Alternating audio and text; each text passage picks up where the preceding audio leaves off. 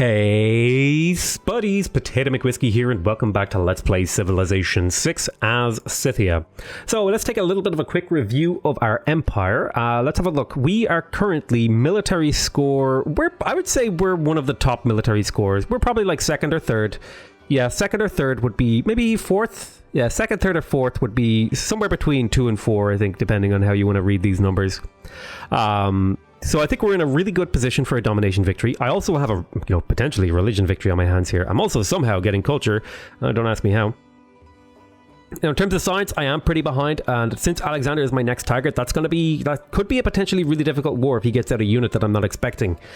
This could slow down to a grind, but we are not far from getting our hands on cavalry, which we are going to be pumping out. We're also going to be getting our hands on bombards, which should make future wars pretty easy because they'll upgrade to artillery and all that sort of jazz.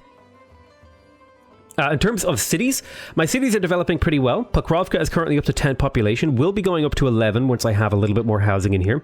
I could work some more food here, but I'm going to wait until I have that housing available. In terms of Issyk is doing really well. It's about to finish its encampment. It's got an aqueduct up. It's got a campus up. It's a little bit underdeveloped in terms of just like where I want it to be, but I think it's developing really well. It has a lot of production, has a lot of food, and it's run away. It's got 8 pop. 8 pop is really good. 7 pop city over here in Tolstoya. I would like maybe more food in here, but I think, beggars can't be choosers. I'm kind of just barely surviving in terms of food over here. I think a trader would make a big difference to Tolstoya. But other than that, it's developing nicely. It's got a commercial hub. It's got a holy site on the way. It built a few builders. It's got a couple of chops left that I'm going to use this builder for. Then I've got Muscat over here. Muscat is not developing too well. It's doing okay. It is building armories, which is going to be useful for getting me the boost that I need. Other than that, it's just kind of doing okay. It's generating a spread of resources. I'm really surprised that I don't have many amenities, but I think it's being eaten up by my capital, or some city is getting all my amenities because I have a big... war weariness. Yeah, you can see over here the war weariness is really hurting me in terms of my luxury resources, but that's okay. That should go away over time.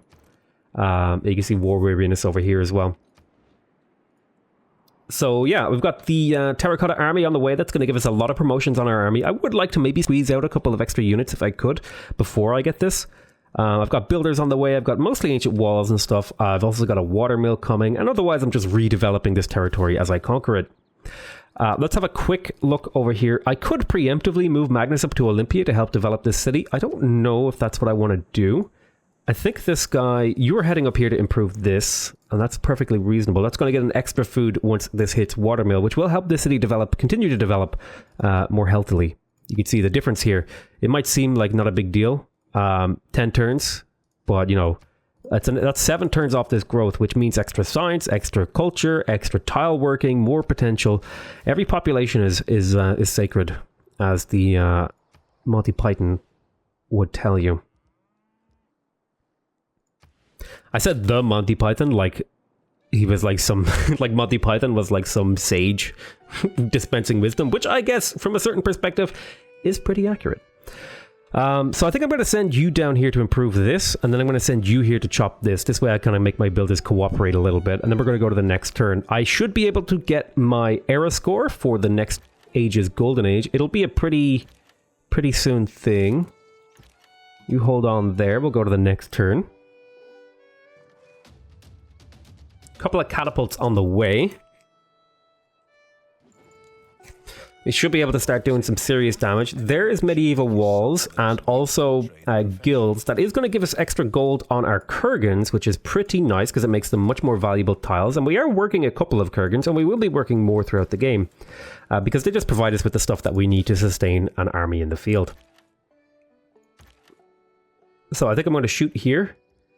You know what I might do? I might pop up onto these hills. Let's move you forward. I'm going to take a promotion on these. I want my units as highly promoted as possible so that I get the maximum amount of value out of the terracotta army when it comes.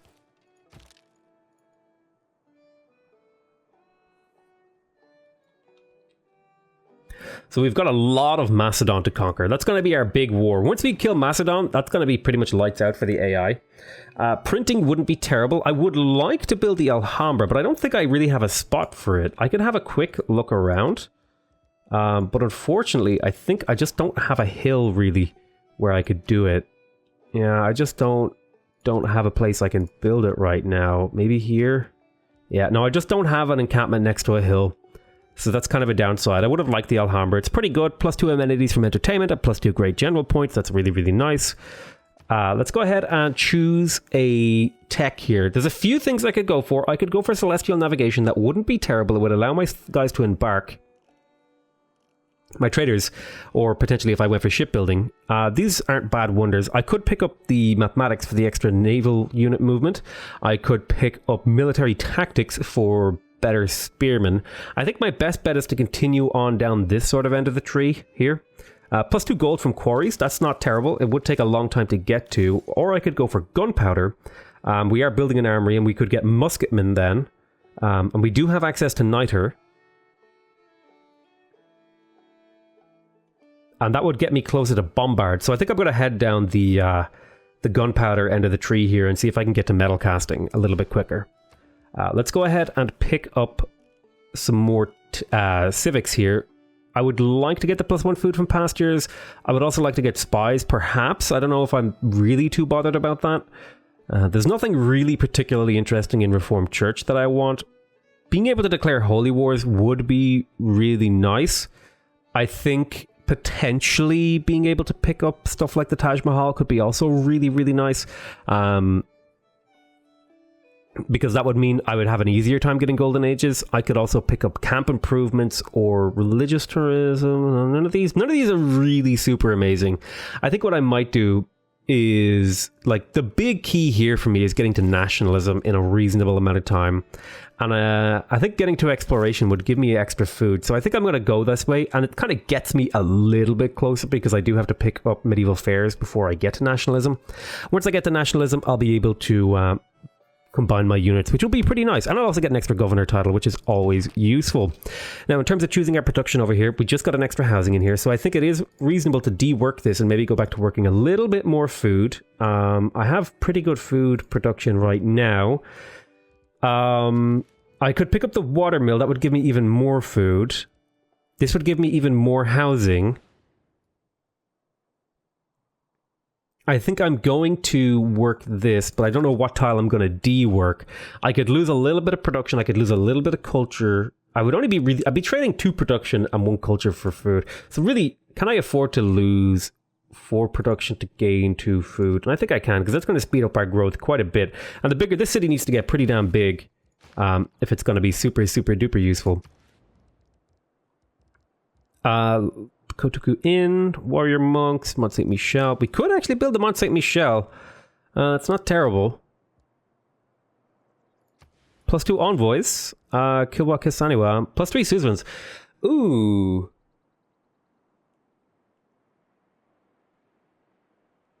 This could actually be potentially really big for my empire. If I am going heavy on being the defender of the city-states, being able to get even more out of my city-states and extra envoys, I think I might actually go for this and then just live with the fact that I'm going to grow slowly in here.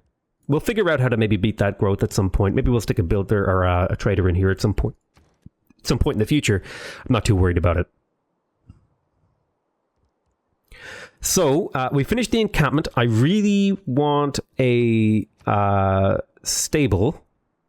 I know I built a barracks in a couple of places. I also really want my library. I think I'm going to pick up the library because that represents a significant boost to my science. Like, it's a pretty big boost. And it'll also open up the potential for me to go up to level 3 with Babylon and gain even more from that.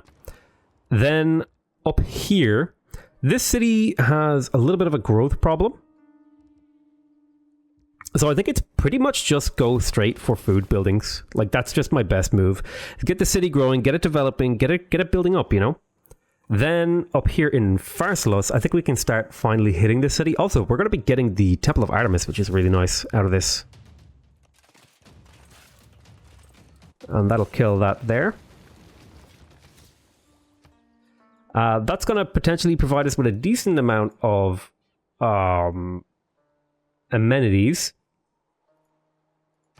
What we do need to do is repair that, though. Take a few turns for these to be repaired. That's okay. Alright, things are going well so far. I will be keeping this city. Move you down this way. cross the river, so we do a little bit more damage to the city. We'll hit the city. We should be able to wipe him out pretty soon. Now, in terms of promotion, I think it would be reasonable to promote Amani here for the +2 loyalty per turn towards my civilization. I think that's a perfectly reasonable thing to do. Then we'll maybe look into some of these other ones later. Let's go ahead and hit the city a little bit more. Okay, we've almost killed that city. We now have knights that we need to start redirecting down to Alexander. I think we'll sweep in kind of this kind of a way. We'll see exactly how we're going to do it. But yeah, I'm going to liberate Mohenjo-Daro. This one isn't going to be super useful for me, but it will provide me with some, at least a little bit of culture, which isn't terrible. Valletta needs to fall and be liberated. Now, the dangerous thing about liberating city-states in the middle of a war is that the repercussions are that potentially these city-states gets recaptured by the AI. So he does have knights, that's worth knowing, but I do have the Crusader belief. So as long as I'm fighting him inside my territory, I think I'll have a significant advantage. I have 2 build charges here. This city is growing pretty well. I think I had planned to redirect here. You're redirecting to there. You're going to go ahead and... I could chop here and that would get the city a little bit developed a little bit quicker. I mean, it's not a terrible thing to chop, I guess. Even without a Magnus, it's like not the end of the world. Now, I want to keep heading you over to Kumasi. I want to convert Kumasi if I can. That's this could be potentially a very important city. You can see here a lot of Hinduism pressure. If I can get my own pressure in there, that'll be really good. It'll start pressuring backwards up these streams and stuff like that. Just hang on there. Keep making your way. Then, okay, this knight got a good scout off on Alexander.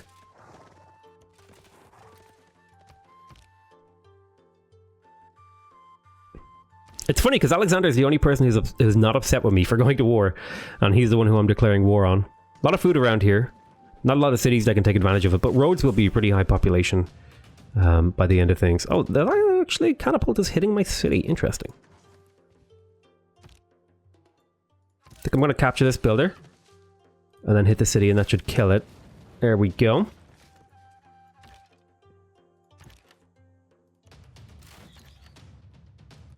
Let's kill both of these and head up this way. Okay, so Greece is about to fall. Okay, and we get +5 era score. So we just wiped out Greece. We're no longer at war. We have some big advantages. I'm going to liberate Mohenjo-Daro. That does mean I am now the suzerain of Mohenjo-Daro, and my amphitheaters are getting boosted. Not really hugely useful, but it is quite nice to get extra housing, I suppose. Particularly over here, for example, the city isn't beside a house, or a river, rather. I'm also perhaps looking to keep a city named Knossos. I will keep Knossos, even though it's a pretty terrible city. But yeah, there we go. That is Greece dealt with in quite a few episodes. You know, we did that pretty quick. Let's go ahead and get repairing in here. I think this city is mostly going to build like really basic stuff to develop. I think I'm going to focus on growth. I think I'm going to build and I'm going to go like commercial hub to try to get the city to develop a little bit. I think I'd like a builder before that. The city's kind of crappy. It will develop slowly as its loyalty ticks back up, so I'm not too worried about that. Let's start getting our units redeployed towards Macedon. I have stuff in position already. I have crossbowmen on the way too. So I think we're going to hit Valletta, liberate it. I think I will also want units down here. I think I'll pay the full price for the swordsman upgrade, and I'm going to bring you back. I think I need to get my hands on maybe another couple of knights, so I think I'm probably going to be swapping in the card for production towards knights. So I might get rid of that coastal raiding card or whatever. I'm going to go check up here just to see if there's anything up here. Nothing up there. Okay. Let's start bringing our missionaries down. Now, we don't quite need as much faith for converting Alexander, because he's already mostly following our religion, which is actually really, really good, because it means this war is going to be super smooth and super easy. Or at least it should be, fingers crossed. You never know how these things can go. He does have a significant tech advantage, which can be worrying. I think we're going to be fine. Let's chop here, finish that. That'll pick up the things that we need. We don't need any more housing right now, so let's go ahead and grab the holy site. This will give us more faith, more religion spread, all that good jazz. And more culture in particular, which is going to be super useful. Well, maybe I won't go straight for the shrine and the temple, but we'll at least grab that holy site for the extra faith. Head over here. Oh, no. Sorry, you were meant to go to Kumasi. Whoops. Yeah, go to Kumasi and see if you can spread there. We'll go to the next turn. So he's already unhappy with me because I finished my war, which is, okay. I'm not going to be trading away any of my amenities. I'm going to be conquering my way across the world. That's the current plan. My cities are healing. Ignore this request. So there's gunpowder boosted. We just finished an armory here in Muscat. I think that is a decent time to get started. Although I would really love a watermill in here to help the city grow. But then I'm going to build a knight, I think, right after that. The city has really good production. Really, really great production, actually, considering all things considered. Yeah, we're going to go like watermill knight, just to help the city continue to grow. The extra, you might think that +1 food, no, it's not a big deal, but over the course of potentially like a lot of turns, that's an extra 20% growth here in this city, for where it currently stands, which is a decent amount. Let's head up this way. Let's head back. Let's head down this way. I have a builder here that I could use to do some repairs. I think I'm going to send him over here to repair all this jazz over here. These cities, I'll investigate them a little bit more in detail once I find the sort of mental time. But right now, I'm not too worried about what they're doing. As long as they're doing, a freshly conquered city isn't really super useful. They'll be more relevant and useful as time goes on. So we're going to be preparing to go to war with Alexander. I'm going to denounce him. Just give him the heads up that, hey, you know what, man? I'm getting ready to declare war on you. And I would like to keep my warmonger penalties just a little bit lower. I think I might buy this wheat as well, because that'll help the city to grow even more, actually, if I were to do that. And stick a farm on it, because that's going to be 2 4 food tiles. Let's work both of these. It's going to be 8 food. It's going to be really, really, really, really good. In fact, to the point where I'm considering getting ancient walls. Well, I don't need them quite yet, so we can go for holy site first. Let's go ahead and hold on here. Then you're going to chop here. I want to make sure that the city is working these 2 tiles. That'll finish the market.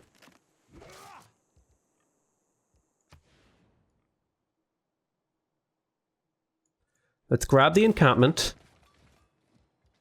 I really want an entertainment complex as well in here eventually, but right now that's not what I need. Let's go ahead and put a mine here. That's going to give us even more production. It's going to help speed the city up. Really great. I've got some really great cities in terms of production.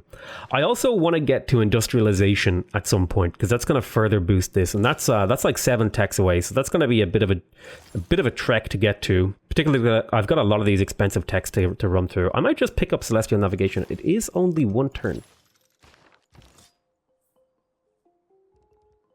You head back there. Then you are heading down this way. You're heading down this way as well. We'll go to the next turn. We have secured the Golden Age for the next era, which is quite good. He wants to buy the Iliad off me. I don't think I'm going to do that. I'm going to be declaring war on him soon, and so that deal will probably not work. No. Diplomacy is basically irrelevant to me now, unless I want to get maybe Japan to do like a joint war with me. But Japan are so far away, they're not going to be super useful.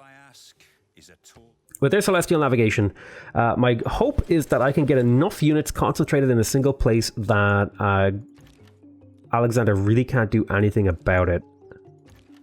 So I'm mostly going to be using melee units against Alexander. And then my crossbowmen are going to be on the defensive. Is the sort of... That's the current sort of plan-ish. Is to use my knights to sweep in down this way, cut his empire in half roughly, and then start sweeping up this way. Because there's a lot of, like, these are all city-states, right? These are just liberatable. Whereas here, I want to cut him off from his city-state cities and then liberate all of them. And then I'll have a nice pocket of city-states that I can use to my advantage. Let's go ahead and we just finished the granary up here. So let's take a moment here to investigate Sparta in terms of its development. It has a quarry tile. It does need growth. It has plenty of room for growth. So I think working a farm tile here is a perfectly reasonable thing to do. And I don't think I need the culture really. I have plenty of culture, so I think I could sacrifice one culture and pick up an extra production. I would really love a growth tile in here. I think I will build an aqueduct because I want my cities to grow really, really big. This city could use a lot of help. So I think its best move is to go ahead and produce a trader for itself. Then over here, we finished the library. That's going to give us an extra little bit of science. This city could really use units. I could really use like a knight or something. But we don't have a stable, so I at least want a stable. If I'm going to produce a knight. Well, how long until this is done? 11 turns? Yeah, we'll start producing knights here soon. Now in medieval fairs, we're also going to swap in that card that gives us the production to knights. So we have a really, really, really productive empire. Like, our production is through the roof in terms of, like, what you would normally expect from my empires at this stage of the game. I think I'm actually going to give this one to Sparta to help it develop. I think this city is pretty well developed. I think I should start working on developing up some of these cities so that they're a little bit better at contributing. Mostly I want these cities up here to generate gold and amenities. Gold and amenities, and really that's it. These cities just don't have the production or growth to really be super useful. Knossos maybe, but it's also super behind. So I'm going to put this in Sparta, and that'll help Sparta to develop, and then helping Sparta to develop will help another city to develop. I'm hoping that I can snowball these cities into helping each other while I use my southern cities to fight the war. Okay, let's get these guys moving. And we'll go to the next turn. Now we have, how many turns are left in this era? We have about 19 to 40 turns. Now it's likely it's going to be a lot less than that because somebody has already entered into the Renaissance era in terms of technology. In fact, I'm entering into the Renaissance era in terms of technology. So they're going to be quick eras. Now he's already going for Kumasi. I am going to spread my religion here. So we have a bit of work cut out for ourselves in terms of these sort of things. But no, it's just another city-state to liberate. I get 3 free envoys, all that jazz, all that good stuff. Now, how many envoys did I get with Mohenjo-Daro? I got 3 with Mohenjo-Daro. I'll be interested to know if I get 4 in the next era. +1 gold for all of my envoys. That's actually a decent amount considering I'm going to be liberating city-states. I think that's actually a reasonable thing to put in. I think I'm also going to take away raid, and I'm going to put in the feudal chivalry. That's the one I'm looking for. Builders, I think, is reasonable to keep in for now. Let's have a look at the governor titles. I could get Pingala. I could get Reina. Reina would give me a decent amount of gold from Harbour Master and Tax Collector, because I do have some pretty big cities. If I went from like Harbour Master, Tax Collector, I could potentially grab like 20 gold per turn in my capital, which doesn't have a garrisoned, person. So I think I might go ahead and appoint Reina and then just put her in my capital. Did I take the right person? I think I did. Have her in here and then give her the extra things. This is like my biggest city, so I'm going to get the most gold out of that. And just having that little bit of extra gold throughout the game is going to be pretty meaningful in terms of boosting my just everything that I can do with gold, really.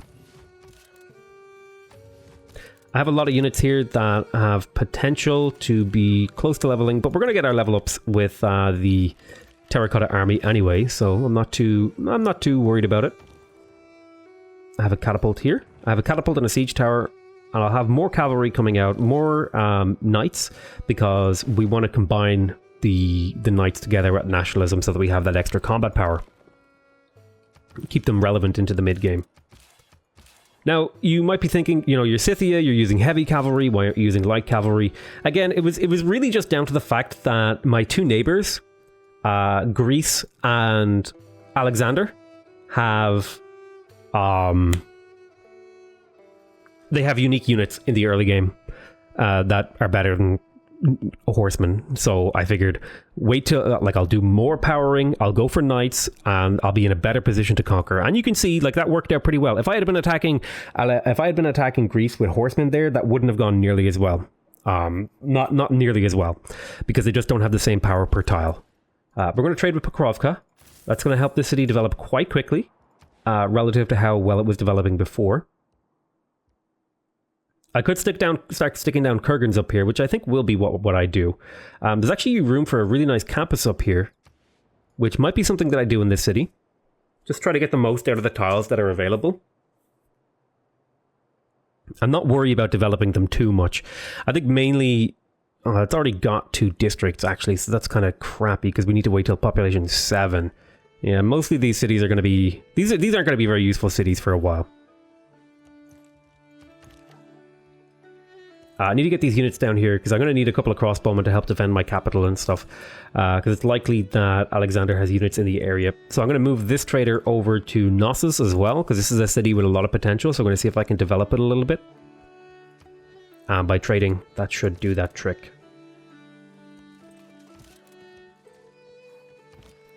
Let's go ahead and chop here as well.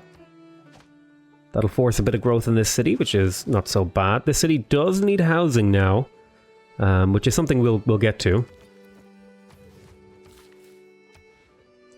You need another tile to work, actually.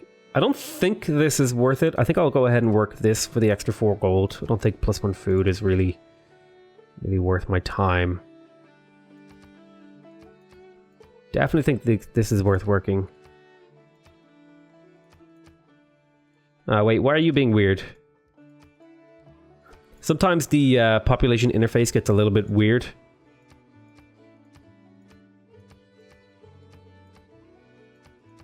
Okay. So now let me have a look. Okay, these are the tiles I want to work. Yeah, this is reasonable. +4 gold. We'll go to the next turn.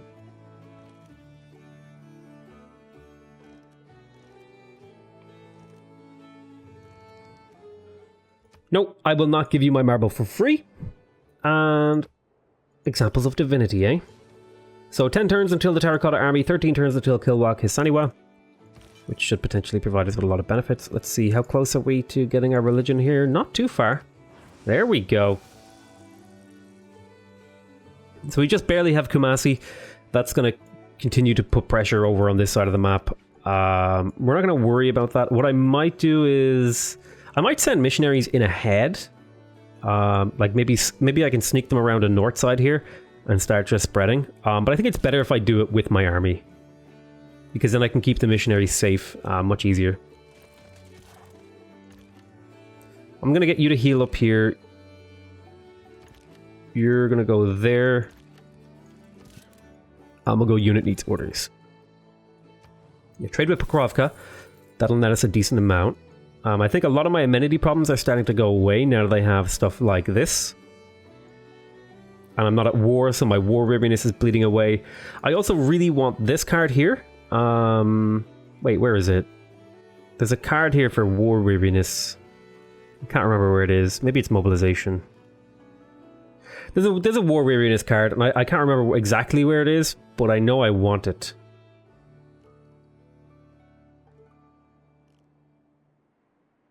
I could have sworn it was here. I also want to get to here, so that my military academies... I am going to be building military academies and Renaissance walls in a lot of my cities, so getting these will be really nice. It'll mean I don't actually need that many campuses to sustain my science.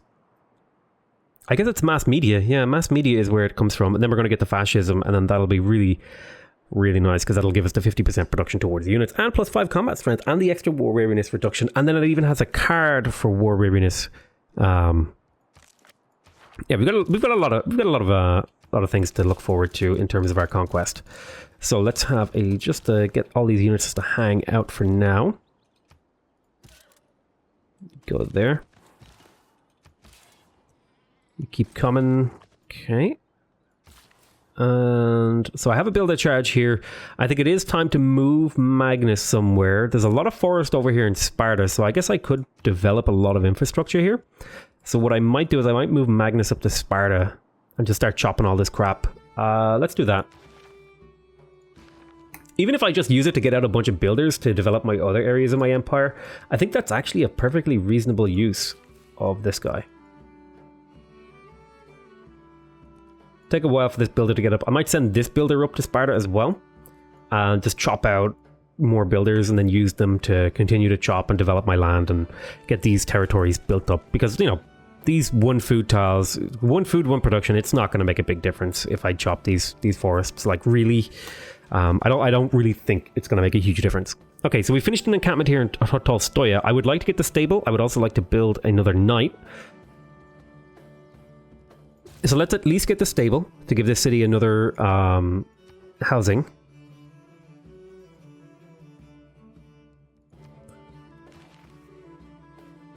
Yeah, I really want El Cid.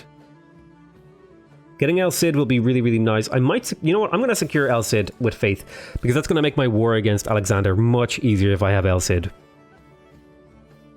Okay, so we finished a holy site in here. I think it's time for an entertainment complex, and I want to make sure that my entertainment complex hits at least a couple of cities. So, like, this will hit at least these 3 cities. That's not terrible. Is this the place to build the entertainment complex, though, is the real question. Yeah, sure, why not? It would give me 2 extra luxuries to not have to worry about. The city has plenty of housing, and really its growth is only really being held back by amenity problems. And I'm going to start running into more and more amenity problems as the game goes on. So having these entertainment districts is going to be super useful.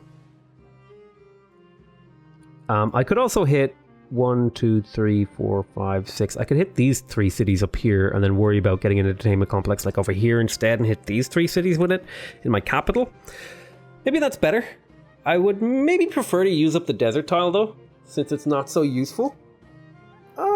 Yeah, let's use up the desert tile.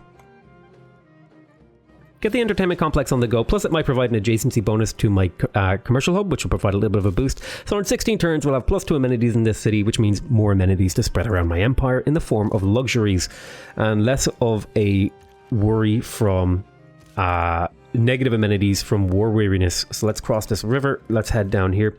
Crossbowmen are mostly going to be playing defensively, like I've talked about before, so let's get them on the move. Get you out of there so this crossbowman can move in there. I'm going to get all these units to fortify while I just wait for the right moment to go.